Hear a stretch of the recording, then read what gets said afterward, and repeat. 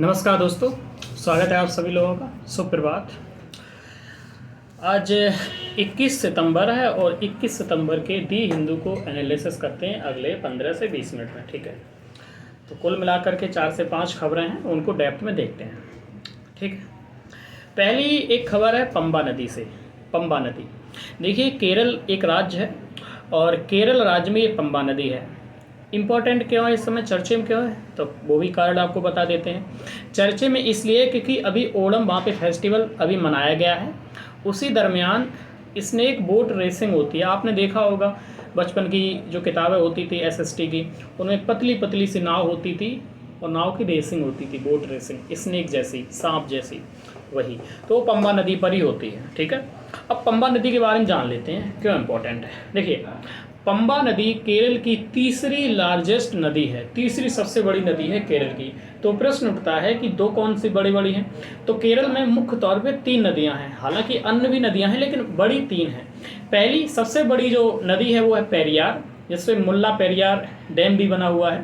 पहले नंबर पे पेरियार है, दूसरे नंबर पे भरतपुझा है, भरतपुझा नदी है, तीसरे नंबर पे आपकी ये पंबा रिवर है। ठीक है, ये क्लियर हो गया। ये अपने आप में इतनी महत्वपूर्ण है कि इसको केरल की गंगा भी कहा जाता है, इसे दक्षिण भारत की भागीरथी भी कहा जाता है, दक्षिण भारत की भागीरथी भी कहा जाता है। अब एक और प्रश्न उठता है कि सर ऐसा क्यों कहा जाता है। ऐसा इसलिए कहा जाता है, आपने सबरीमाला का मंदिर का नाम सुना होगा, खूब चर्चे में रहा है। तो सबरीमाला का मंदिर केरल में है, लॉर्ड अयप्पा का, भगवान अयप्पा कहते हैं, उनका मंदिर है। जब भी जो पर्यटक लोग होते हैं, यात्री लोग होते हैं, मंदिर की यात्रा पे जाते हैं तो यात्रा से पहले नदी पड़ती है, तो जो भी यात्रीगण जाते हैं उस नदी में स्नान करते हैं। ठीक है, ऐसा माना जाता है कि उसमें स्नान करने से पवित्र हो जाते हैं, उसके बाद में वो मंदिर में जाते हैं। इसलिए इसे केरल की गंगा या भागीरथी कहा जाता है, भागीरथी जो सभी के पापों को तार देती है ना। तो ये चीज़ें हैं। और सबरीमाला का मंदिर खूब नाम सुना होगा, जिसके माध्यम से लोगों के आर्टिकल 15 है, आर्टिकल 14 है, आर्टिकल 21 है, आर्टिकल 25 है, इन सब का उल्लंघन होता है ना। ठीक है, अगली बात करें और क्या इम्पोर्टेंट है। एक चीज़ इम्पोर्टेंट और है कि ये कहाँ से निकलती है, तो ये पश्चिमी घाट से निकलती है, वेस्टर्न घाट है वहाँ से निकलती है।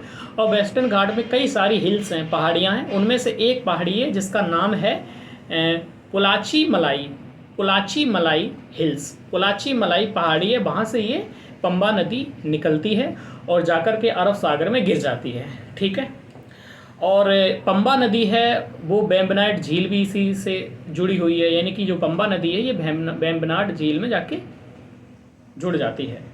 गुड मॉर्निंग टू एवरीवन, और सभी लोग वीडियो को लाइक कर दीजिए, चैनल को सब्सक्राइब कर लीजिए। ठीक है, एक और इम्पॉर्टेंट फैक्ट है इसमें कि एक त्रिवेणी संगम भी होता है पंबा नदी का। तो जहाँ पे पंबा नदी और 2 नदी और हैं, एक है मानीमाला रिवर, एक है अचानकोविल रिवर। अचानकोविल, मानीमाला और पंबा, ये तीनों जहाँ पे मिलती हैं उसी को त्रिवेणी संगम कहते हैं, त्रिवेणी संगम कहते हैं। तो इतनी बातें थी इंपॉर्टेंट पंबा नदी के बारे में, सारी याद कर लेना, पीटी के पॉइंट ऑफ व्यू से बहुत ज़्यादा इंपॉर्टेंट है खबर। ठीक है, ये देखिए, ये भारत है, ये केरल है, ये पंबा नदी है यहाँ पे। तो उत्तर से दक्षिण क्रम भी एक बार देख लीजिए, ये भरतपुझा है सबसे उत्तर में, फिर दक्षिण में पेरियार है, फिर पंबा नदी है। ठीक है, और सबसे बड़ी ये है, दूसरे नंबर पे ये है, तीसरे नंबर पे केरल की पंबा नदी है। यहीं पे बेम्बनाड झील भी है यहाँ पे, जो कि एक लेगून झील है। ठीक, ओके। दूसरी खबर बताते हैं अदम में। अदम में क्या है, अदम एक शिप है, एक पेट्रोलिंग शिप है। ठीक है, पेट्रोल भरने वाला नहीं, पेट्रोलिंग, PATROL, पेट्रोलिंग यानी कि गश्ती करने वाला। तो जो अदम में जो आपका पेट्रोलिंग शिप है, इसको उड़ीसा का एक पोर्ट है पारादीप, उड़ीसा का पारादीप पोर्ट है, वहाँ पे कमीशन्ड कर दिया गया है इसको। अब ये पेट्रोलिंग किया करेगा। ठीक है, अब यहाँ से प्रश्न उठता है कि ये काम क्या करेगा। देखिए, इंडियन कोस्ट गार्ड होती है, तो इंडियन कोस्ट गार्ड में ही इसको शामिल किया गया, तो जाहिर सी बात है कि इंडियन कोस्ट गार्ड का काम करेगा। तो या तो हम ये जान लें कि इंडियन कोस्ट गार्ड काम क्या करती है, तो हमारा आंसर मिल जाएगा, या हम ये समझ लें कि अदम में क्या करेगा तो इंडियन कोस्ट गार्ड क्या काम करती है वो पता चल जाएगा। दोनों ही चीज़ें हैं, क्योंकि इंडियन कोस्ट गार्ड के काम क्या क्या होते हैं, इससे सीधा यूपीएससी ने क्वेश्चन पूछा था। 3 स्टेट में दिए थे और तीनों ही सही थे उस समय। ऐसे क्या क्या काम करता है या फिर अदम में क्या करेगा। देखिए, पहला है काउंटर पायरेसी, जो समुद्रों में लूटपाट हो जाती है, डकैती हो जाती है, पायरेसी, ठीक है, उसको काउंटर करेगा, उसके लिए काम करते हैं। मैरीटाइम क्राइम्स, कहीं समुद्र में क्राइम ना हो जाए, तस्करी नहीं हो रही हो किसी की, ये सब चीज़ें करते रहते हैं। फिशरमैन सेफ्टी, यानी कि जो मछुआरे होती हैं उनकी सुरक्षा का इंतजाम यही करते हैं कोस्ट गार्ड लोग, इंडियन कोस्ट गार्ड जो होते हैं। मेरी टाइम डिफेंस है, कोस्टल गवर्नेंस है, गवर्नेंस को बना के रखना, डिफेंस सुरक्षा करना, पेट्रोलिंग तो करते ही हैं, एंटी स्मगलिंग, ठीक है, कहीं तस्करी हो रही है, स्मगलिंग हो रही है किसी भी चीज़ की, मानव तस्करी हो रही है, आपकी हथियारों की तस्करी हो रही है, आपके मादक पदार्थ जो नारकोटिक्स होते हैं इनकी स्मगलिंग हो रही है। इसके अलावा EEZ की मॉनिटरिंग करना, एक्सक्लूसिव इकोनॉमिक जोन, यानी कि आपकी जो बेस लाइन होती है किसी भी क्षेत्र की बेस लाइन, जैसे इनके एक सीधी ऐसी लाइन खींच दो, जो उभरे हुए क्षेत्र होते हैं वहाँ से लेकर ये बेस लाइन हो जाएगी, और बेस लाइन से 200 नॉटिकल मील का जो क्षेत्र होता है अनन्य आर्थिक क्षेत्र होता है, जिसपे उस देश का अधिकार होता है, यानी पूर्ण रूप से भारत का अधिकार होता है, ऐसे मान लो, तो उसको मॉनिटरिंग करता है। रेस्क्यू ऑपरेशन कई प्रकार चलाते हैं, जैसे कहीं पे तटीय क्षेत्र में कोई प्रॉब्लम आ जाए, जैसे कि आपका चक्रवात आ जाते हैं, साइक्लोन आ जाते हैं, तो ये रेस्क्यू ऑपरेशन चलाते हैं।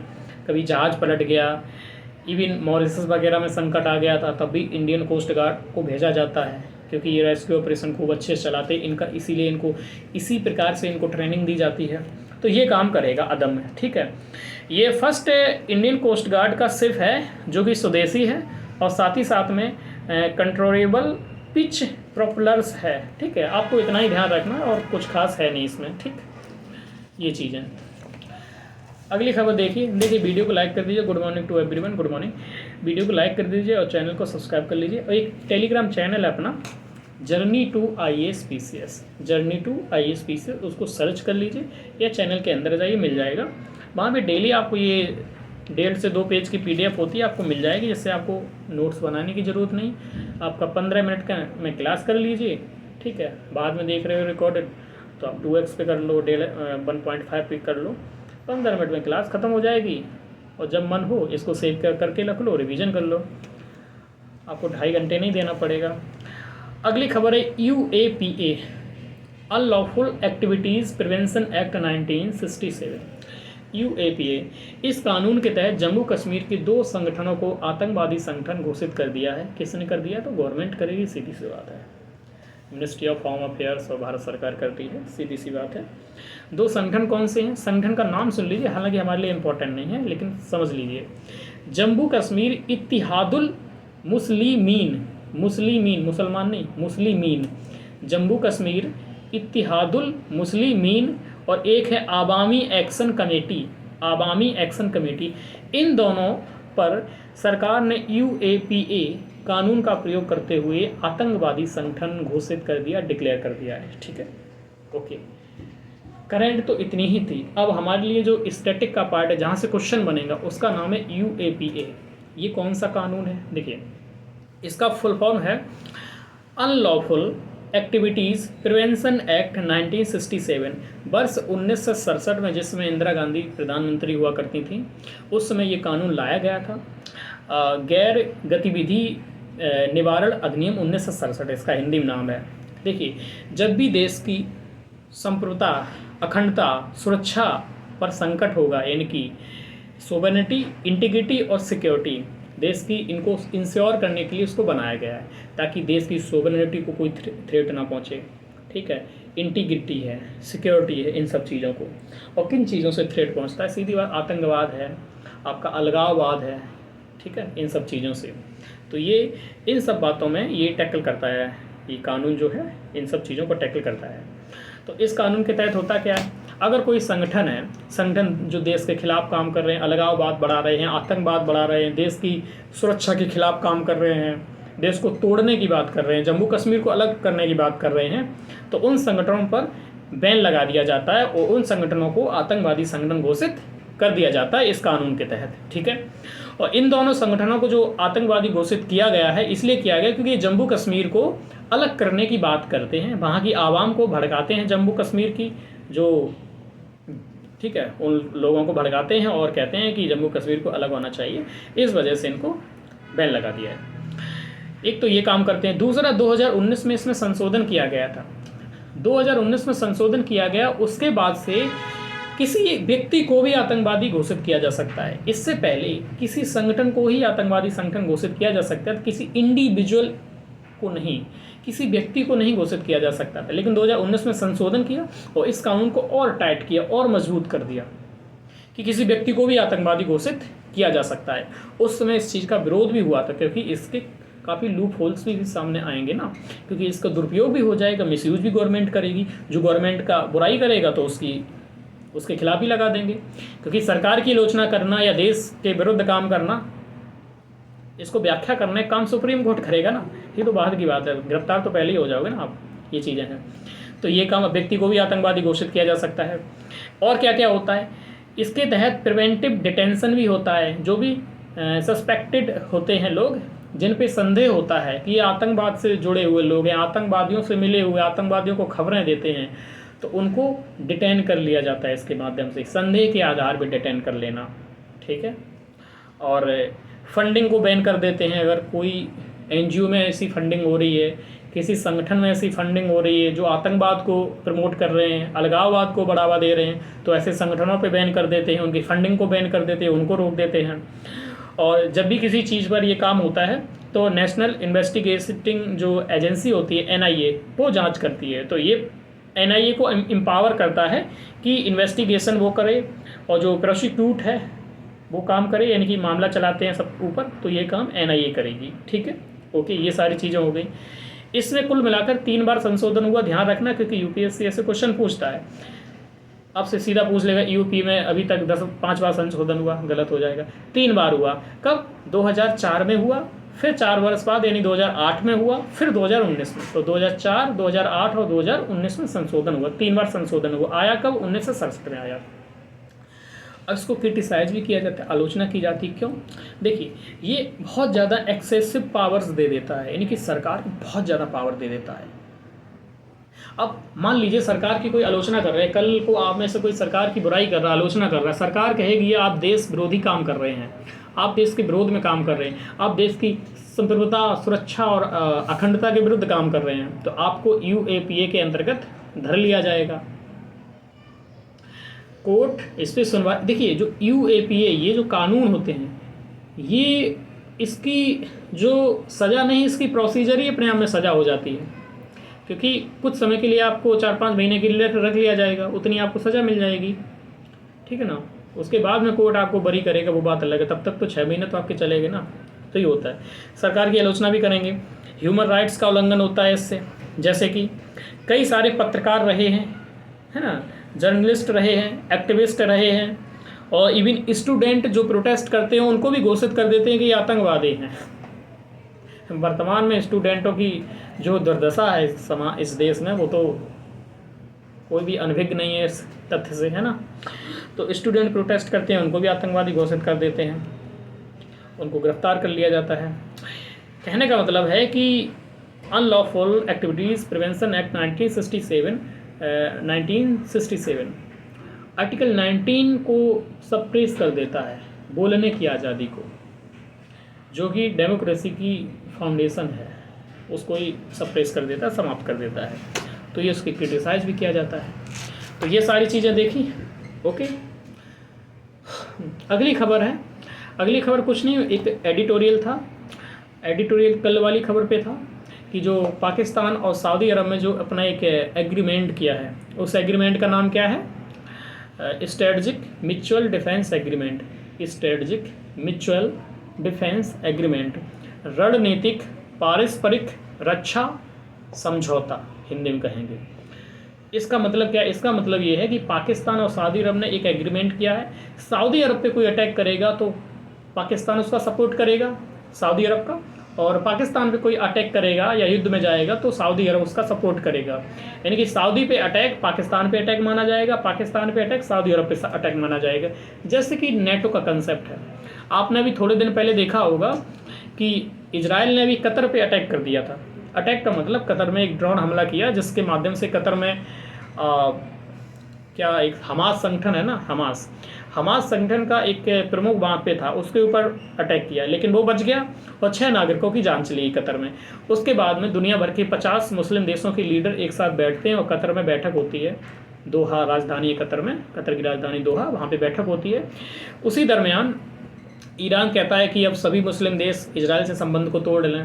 पाकिस्तान ने प्रस्ताव रखा कि अब वक्त आ चुका है कि हमें एक नेटो जैसा संगठन, इस्लामिक देशों का संगठन बनाना होगा, नेटो जैसा, और साथ ही साथ हमारे पास परमाणु बम है, क्योंकि जितने भी 57 देश हैं मुस्लिम देश, उनमें से केवल परमाणु बम किसके पास है? पाकिस्तान के पास। तो पाकिस्तान ने सभी को प्रलोभन भी दिया था कि हमारे पास परमाणु बम है, जब भी आपको आवश्यकता पड़ेगी हम आपको प्रोवाइड कराएंगे, आप आइए हमारे साथ, एक नेटो बनाते हैं, इस्लामिक नेटो। जो इसका मतलब क्या है? नेटो का मतलब होता है कि नेटो के 32 देश हैं, अमेरिका और यूरोप के देश हैं उसमें शामिल, 32 देश हैं।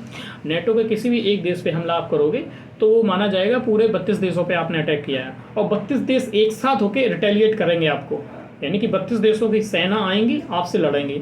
कौन संभाल पाएगा 32 देशों की सेना को? समझिए इस बात। तो उसी प्रकार के नेटो की बात, उसी प्रकार के संगठन की बात कर रहे हैं, और इसकी शुरुआत भी हो गई। अभी मैंने वीडियो एक बनाया था, आप चाहें तो इस चीज़ को वीडियो देख सकते हैं कि ये कैसे क्या उभरा हुआ है, ठीक है ना। शुरुआत ये होगी कि सऊदी अरब और पाकिस्तान ने एग्रीमेंट कर लिया है म्यूचुअल, कि एक दूसरे पर कोई भी अटैक करे, मतलब किसी भी देश पे अटैक होगा तो एक दूसरे की सहायता करेंगे, और इसको एक्सपेंड करने की भी बात हो रही है। अच्छा, सऊदी अरब ने ऐसा एग्रीमेंट क्यों किया, और फिर भारत का क्या एंगल है, भारत की सुरक्षा को क्या संकट है, सारे एंगल पे बात करते हैं। देखो, सऊदी अरब ने ये इसलिए किया कि उसकी चुनौती ईरान है, ईरान से उसको चैलेंज मिलता है, ईरान की और सऊदी अरब की नहीं बनती है। यमन के जो हूती विद्रोही हैं वो उसको परेशान करते रहते, ईरान सपोर्ट करता है उनको, और इजराइल तो है ही। देखो अभी क्या हो रहा था, सऊदी अरब को ये लग रहा था कि इजराइल तो है ही, सऊदी अरब को ये लग रहा था कभी भी कुछ होगा इजराइल की तरफ से होगा तो अमेरिका तो हमारे साथ है ही, ठीक है। लेकिन अभी क्या हुआ, अभी इजराइल ने कतर पे भी अटैक कर दिया, और कतर को अम्ब्रेला डिफेंस का जो अम्ब्रेला था यूएसए का मिला हुआ था, यानी कि उसको सुरक्षा देने का काम अमेरिका कर रहा था, और अमेरिका की उपस्थिति में इजराइल ने कतर पे अटैक कर दिया, उस पर बम फोड़ दिया। तो यूएसए ने कुछ नहीं किया ना, समझ रहे हैं। तो अब सऊदी अरब को लग रहा है कि कल को इजराइल ने हमारे ऊपर कुछ किया तो यूएसए तो कुछ करेगा नहीं, तो हमें कुछ सुरक्षा देखनी होगी। अब ये सीधे एक बैकअप लेना चाह रहा है सऊदी अरब। बैकअप किस चीज़ का? बैकअप परमाणु बम का, क्योंकि पाकिस्तान के पास परमाणु बम है, तो ये उसके साथ बैकअप लेना चाह रहा है कि परमाणु बम इसके पास है, हमारा अगर संबंध अच्छा हो जाएगा, एक जो डील है इसके तहत काम होगा ना, तो खौफ में रहेंगे, इजराइल खौफ में रहेगा। और साथ ही साथ ईरान भी परमाणु एटम पाने का प्रयास कर रहा है। वो बात अलग है कि अभी परमाणु बम उसने प्राप्त नहीं कर पाया है, काफ़ी सारे सैंक्शंस भी लगाए गए हैं, प्रतिबंध भी लगाए गए हैं, लेकिन इन फ्यूचर हो सकता है प्राप्त कर ले। तो ये भी संकट हो जाएगा, परमाणु बम कहाँ से मिलेगा, अमेरिका को कोई भरोसा नहीं है, ठीक है।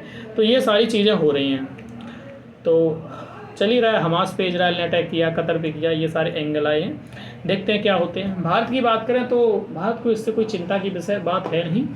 सऊदी अरब ने जब ये एग्रीमेंट किया तो भारत को भरोसे में लेके ही किया था, उसने कहा कि इससे भारत पे कोई प्रभाव नहीं पड़ेगा, ठीक है। उसे इजराइल वाला एंगल है, इस वजह से एग्रीमेंट किया है, ठीक है। भारत में भी काफ़ी उसने $100 बिलियन से ज़्यादा निवेश करने की बात कही थी, निवेश कर रहा है।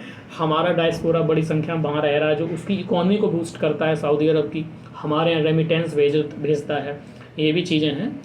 तो ऐसा कुछ खास है नहीं, बाकी सब यही चीज़ें हैं। तो बताइए वीडियो कैसी लगी। एक कल की क्लास से आपसे एक क्वेश्चन पूछते हैं, कल की नहीं, आज ही को चेक कर लेते हैं कि आपने ध्यान से चीज़ें सुनी या नहीं सुनी, क्लियर हो जाएगा, ठीक है। अभी आपसे एक प्रश्न ये पूछते हैं,